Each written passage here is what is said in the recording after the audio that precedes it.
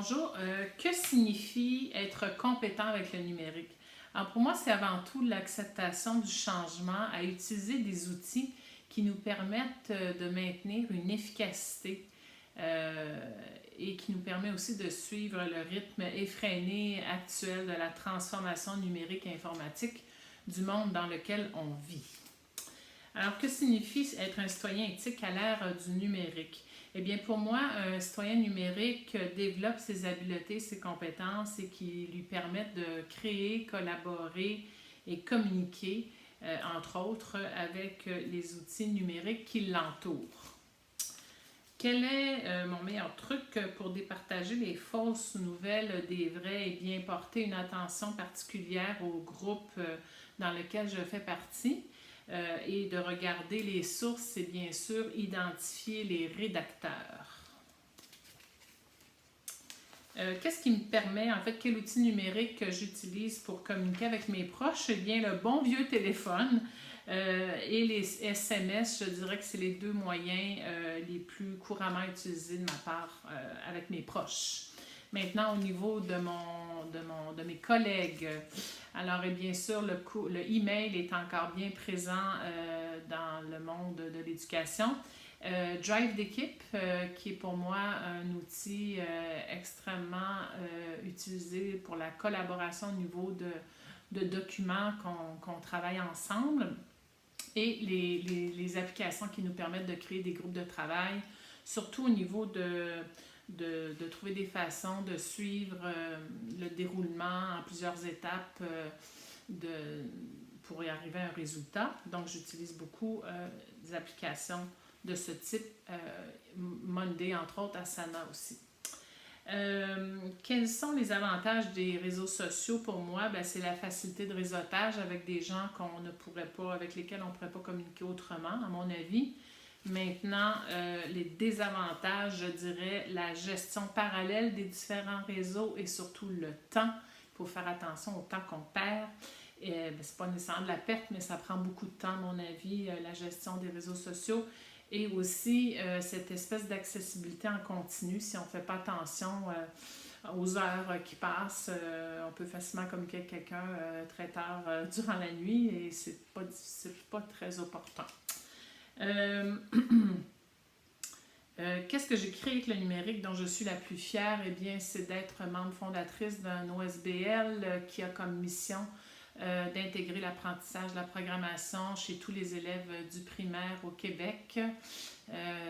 J'y travaille ardemment et c'est ma réalisation la plus chère. Est-ce que j'ai déjà suivi une formation en ligne et qu'est-ce qui m'a marqué? Oui, dans le cadre d'un cours universitaire. Et je dirais que ce qui m'a frappé le plus, c'est l'augmentation des moments pour la rétroaction avec le prof. C'est ce que j'ai remarqué, contrairement aux autres cours, très facile d'avoir une rétroaction par différents moyens. Et j'ai beaucoup apprécié. L'IA en éducation... Qu'est-ce que j'en pense? Ben, je pense que le domaine de l'éducation est un domaine aussi qui va être impacté par l'IA. Pour avoir travaillé longuement au primaire, je dirais que là où je vois vraiment un gain incroyable, c'est cette possibilité qu'on aura de faire des portraits, des diagnostics. J'ai passé un temps fou dans ma carrière à faire des portraits, des diagnostics avec les enseignants et je me dis que si l'IA vient compenser ce temps, il le fera beaucoup plus rapidement, bien, ça laissera beaucoup plus de place à la pédagogie et à l'intervention auprès des jeunes. Donc, enlever ce temps qu'on a et la machine va le remplacer. Et ça, j'ai bien hâte de voir ça sur le plancher dans les écoles.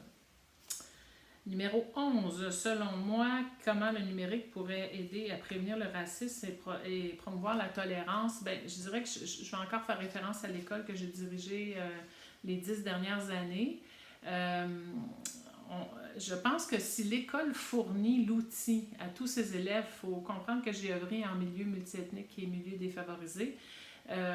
Et on l'a fait et je me dis que si tout le monde, si tous les enfants sont sur le même pied d'égalité et on leur fournit l'outil, qu'il soit peu importe, le portable, Chromebook, tablette, ben là je trouve qu'on met toutes les familles et les enfants sur le même pied Et ça permet peut-être cette espèce de mise à niveau, d'accessibilité à tous les enfants.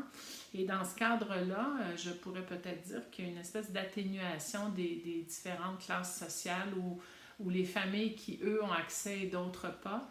Alors, je dirais que dans certains cas, peut-être que ça peut avoir une influence sur la diminution du racisme et de promouvoir la tolérance. Pourquoi le numérique est important dans ma vie? Eh bien, c'est bien ça. Oui, non, pardon. Oui, pourquoi le numérique est important dans ma vie?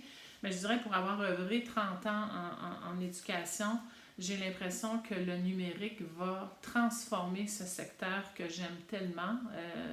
Et j'y ai mis beaucoup d'énergie. Ça fait 60-70 ans que les écoles ont le même profil, fonctionnent de la même façon, avec un fonctionnement qui date du début de l'éducation pour tous.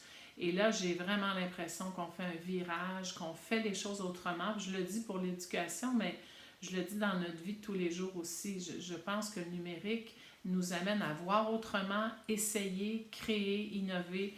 Et pour moi, c'est super important. C'est un des moteurs de ma vie. Numéro 12, je viens d'y répondre, excusez-moi. Numéro 13, en contexte de pandémie, je vous dirais, tout début, bien sûr, ça nous a permis, ou en tout cas, ça m'a permis à moi de communiquer avec mon entourage. J'avais des gens à l'étranger, même ma famille plus proche. Donc, je pense que cette possibilité de communication nous a permis de garder un petit peu d'espoir et de se dire on va finir par s'en sortir, mais on a été coupé des gens. Et je pense que l'humain est fait pour vivre en société. Et là, ça a été drastique, ce confinement. Alors, la communication permise par l'outil numérique, bien sûr, à mon avis, était d'une première importance. Et je vous dirais aussi que d'un point de vue professionnel, je pense qu'il donne la possibilité en ce moment des gens de redéfinir ce qu'ils sont et ce qu'ils font dans leur vie et c'est encourageant, je pense, dans les termes de perspective et de développement de nouveaux marchés et de faire autrement ce qu'on a toujours fait de la même manière. Et la dernière question, finalement, eh bien, j'ai envie de dire aux parents que c'est important qu'ils comprennent ce que les enfants font et les jeunes font devant leur écran et de veiller à leur éducation à ce niveau-là, de s'y intéresser et surtout de faire tout ce qu'on peut pour leur faire prendre une posture de créativité plutôt que de consommateur. Alors voilà le conseil que j'aurais donné aux parents. Merci, j'espère avoir répondu aux questions et que ça vous servira.